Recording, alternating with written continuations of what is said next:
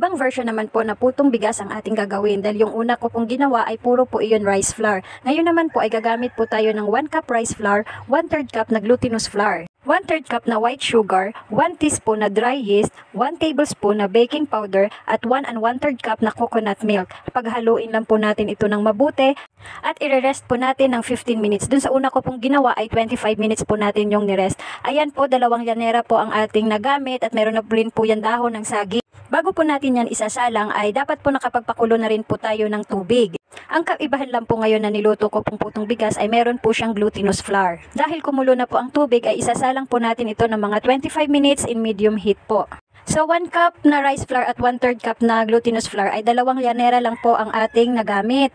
After 25 minutes po ay i-check po natin kung luto na po ang ating putong bigas. Tutusukin lang po natin ito ng barbecue stick. Pagka wala na pong sumama ay luto na po ang ating putong bigas. Yan lamang po. Maraming salamat sa panunood.